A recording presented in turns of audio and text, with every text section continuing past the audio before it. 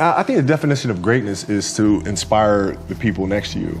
I think that's what greatness is or should be. It's not something that lives and dies with one person. It's how can you inspire a person to then in turn inspire another person that then inspires another person.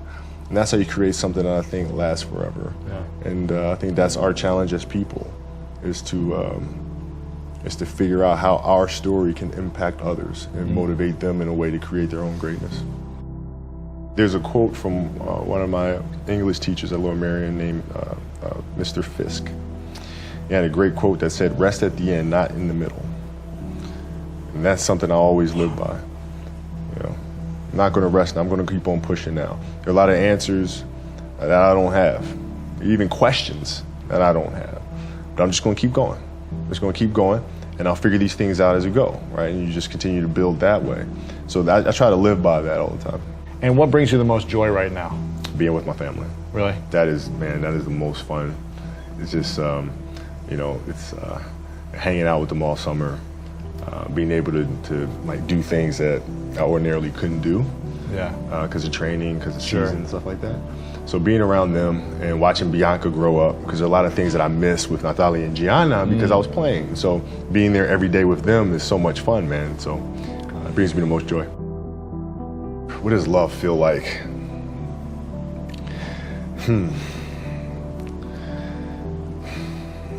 Happiness is such a, I think I would describe love as happiness. I think I'd describe it as a beautiful journey. You know, it has its ups and downs, right? Whether it's in marriage or whether it's in the career, you know, things are never perfect. Yeah. But through love, you continue to persevere and you move through them. You move through them. And then through that storm, beautiful sun emerges. Yeah. Right? And inevitably another storm comes. And guess what? You ride that one out too. Yeah. So I think love is a certain determination and persistence to go through the good times and the bad times with the someone or something that you truly love. My parents were great. You know, growing up, you know, they instilled in me the importance of imagination, of curiosity, and understanding that, okay, if you want to accomplish something, I'm not just going to sit here and say, yes, you can do whatever you want. Yes, you can, but you have to also put in the work to get there, right? So they taught me that at a really early age, man. And when you grow up as a kid thinking that the world is your oyster, and all things are possible if you put in the work to do it, you know, you grow up having that fundamental belief. My mom was there on a daily basis. My father was really influential at a really critical time where I had a summer where I played basketball when I was like 10 or 11 years old, in a very prominent summer league in Philadelphia called the Sunny Hill League, where my father played, my uncle played, and they were like all-time greats and such stuff. And Wilt Chamberlain played in the league, you know, Earl of Pro Monroe played in the league. And here I come playing, and I don't score 1 point the entire summer. Really? Not one. How old were you? 11, 10, 11. And you're playing against other 10, 11-year-olds? Or you didn't score once? Not one. Were you in the game? I was in the game. How'd you not score? Because I was terrible. Really? Yeah. At 10, 11 years old, you were that terrible. Awful. I mean, and I had these big knee pads on because I was growing really fast. I had socks all the way up here, and I had like the high top fades, like skinny as hell. And I scored not a free throw, nothing, not a lucky shot, not a breakaway layup, 0 points. And I remember crying about it and being upset about it. And my father just gave me a hug and said, "Listen, whether you score 0 or score 60, I'm going to love you no matter what." Wow. Now that is the most important thing that you can say to a child. Because from there I was like, okay, that gives me all the confidence in the world to fail. I have the security there. But to hell with that, I'm scoring 60. Let's go. Right. And from there I just went to work. And I stayed with it, and I kept practicing. You know, when you're in this culture in our society, you can do some phenomenal things individually, but they'll never reach their full potential unless you do them collectively. The challenge for me was always compassion and empathy. I think about 2009, things started changing for me. I started really making a conscious effort to better understand. And that doesn't mean, you have compassion and empathy so you go softer on them. It's more like you put yourself to the side and and you put yourself in their shoes and understand what they're feeling.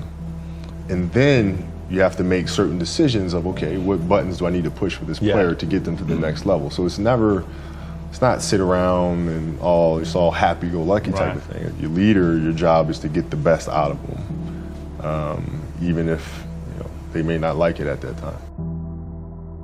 One of the things that I had to learn is how to get the best out of my teammates. Yeah.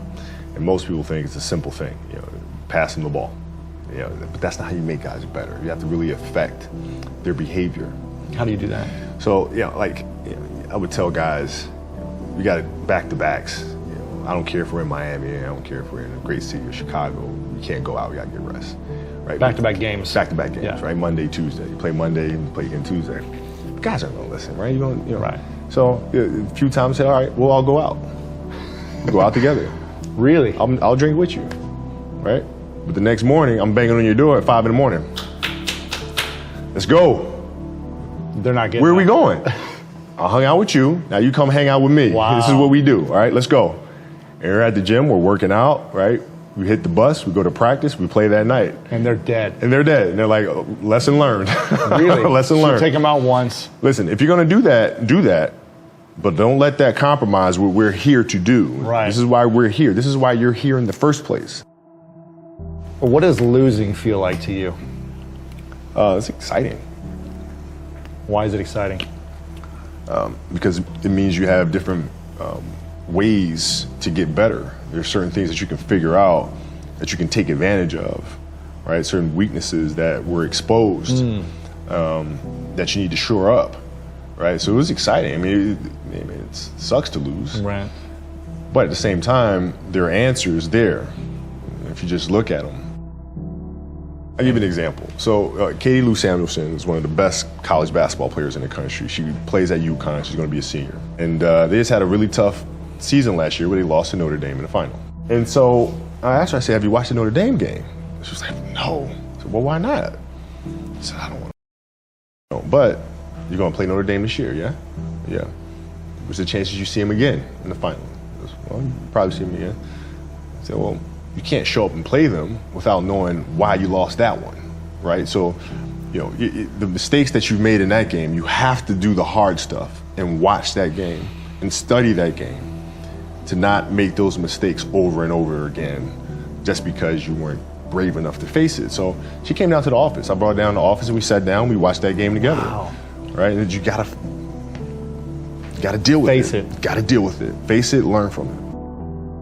When you play for 20 years, I played for 20 years, you reach a certain level, you're like, okay, wait a minute, I have to start again at the base of a mountain and try to climb the top of this mountain. First of all, what mountain am I climbing? I don't even know, what the hell am I gonna be doing? And it's very scary. It's very scary. Even for you? Oh, absolutely. Wow. Absolutely. And the thing that helped me actually was hurting my Achilles, because that forced me to sit there and say, okay, the day could be today that your career is over. Now what do? You have these ideas about doing something with your life after basketball, but what if today is the day that's it? Now what do you do? So I had all this time sitting there with my Achilles injury and contemplating and thinking, and I said, I better get to work. Wow. And that was that. The mentality book is really about process and craft. I've broken the book up.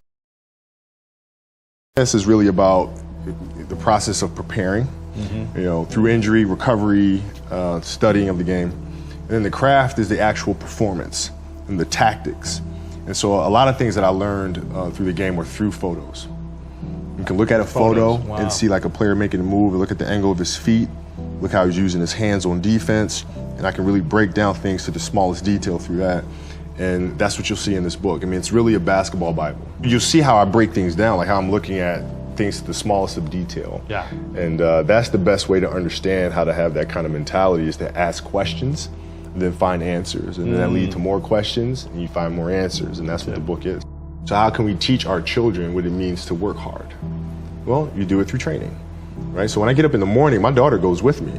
4 a.m.? 4 a.m. My 15-year-old goes with me. She goes with me before school, and it becomes a daddy-daughter thing. That's cool. She just got her permit, right? So she drives in the morning. It becomes a cool thing, right? But through that process, she understands the value of hard work and things taking time.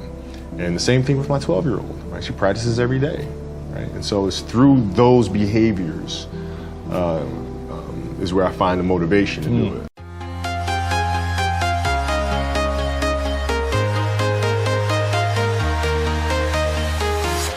I'm walking alone, the streets are empty.